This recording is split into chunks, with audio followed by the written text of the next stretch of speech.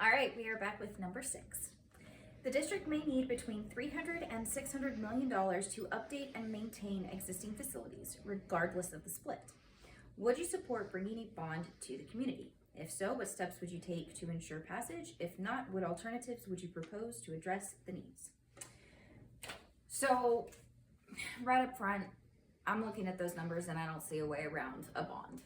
I think it has to happen.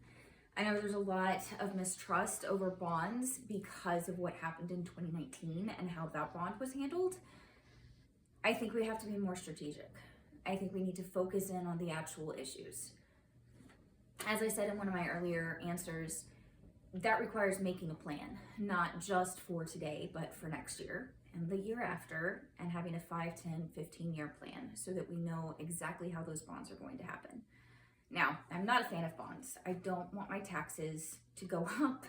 My money needs to stay at home because we're a family of 6. We need every penny. So I'm not really in support of a bond, but in this case, I think we have to. Our maintenance and operations isn't going to cover this. We haven't been able to stock away enough funds for it. We haven't been able to plan for the rainy day. In a home, that's what you do. You have your emergency savings fund. The district doesn't have that.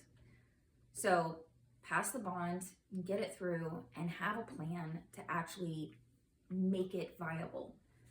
That means we have to go into the schools. We have to go into the community, sit down with them. Heck, if we need to do school tours so that they see what's going on, that's great. But also, they're not going to see everything because it's in the walls. It's the AC. It's the sewer lines.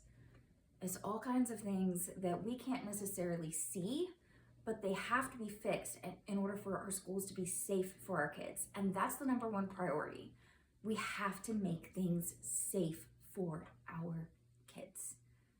We have to stop there being distractions like rats in the ceiling or it being too hot for them to function because the AC is out.